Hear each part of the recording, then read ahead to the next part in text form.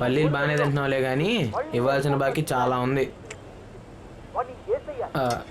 అంటే సగం డబ్బులైనా కట్టండి, సేటు మీకు సరికేద్దని చెప్పాడు. 3 రోజులు మొత్తం కట్టేస్తా. ఇప్పుడు వీటికి డబ్బులు ఉన్నాయా? చూపించు.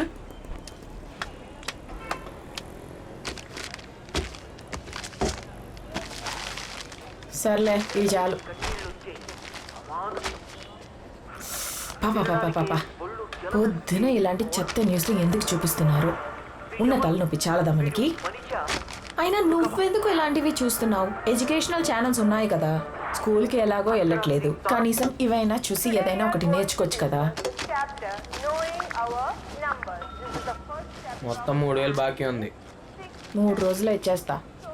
ఏం కావాలమ్మా?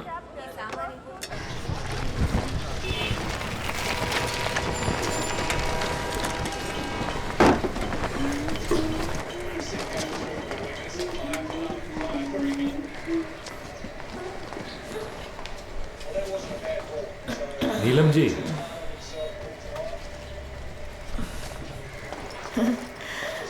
యశ్పాల్ గారు ఎలా ఉన్నారు?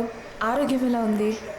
మీ ఇంటికి వచ్చి ఎన్నిసార్లు పిలిచిన పలకరు, మీరు దొరకడమే కష్టమైపోయింది. ఈ నెలతో 3 నెలలు అవుతుంది మీరు రెంట్ ఇచ్చి. రావాల్సిన డబ్బులు ఆగాయి, అందుకే కుదరలేదు. రాగానే ఫస్ట్ మీకే ఇస్తానండి. రైల్వేస్లో జీతాలు ఇవ్వరా? స్కూల్లో. అదే స్కూల్లో జీతాలు ఇవ్వరా? మిమ్మల్ని ఇబ్బంది పెట్టాలని కాదు, మా ఆవిడకు ఆరోగ్యం బాగాలేనప్పుడు చాలా హెల్ప్ చేశారు.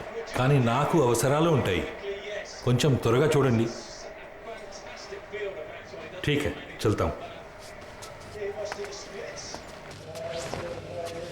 మనమే సిమెంట్తో సింక్ కింద ఉన్న బొక్కలు మూసేస్తే మంచిది.